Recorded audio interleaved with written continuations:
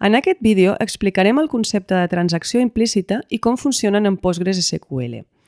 Una transacció implícita és aquella que no comença explícitament amb la sentència start transaction, sinó que comença amb una sentència SQL.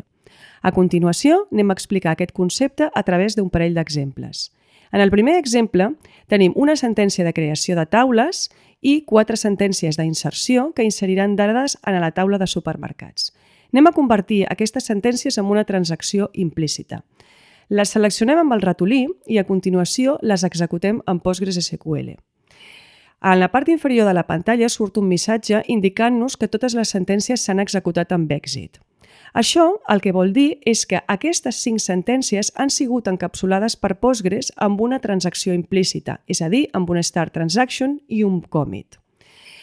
El que farem a continuació serà comprovar que efectivament la taula de supermercats existeix i que les dades que nosaltres hem inserit efectivament existeixen en aquesta taula. Són aquestes 4 tuples que podem veure en la part inferior de la pantalla.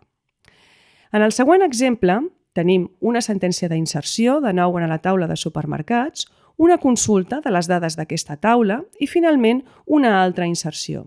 Fixeu-vos que l'última inserció intenta inserir una tuple que ja existeix en aquesta taula. Per tant, quan l'executem, donarà un error de violació de clau primària. Quan seleccionem aquestes 3 sentències, Postgres les converteix en transacció implícita. Aleshores, a l'executar-les, veieu que apareix el missatge d'error en la part inferior de la pantalla. En aquest cas, Postgres el que fa és desfer totes les sentències de la transacció implícita. Això ho comprovem seleccionant les dades de la taula, fent la consulta i veient que efectivament només existeixen les dades que ha inserit la primera de les transaccions.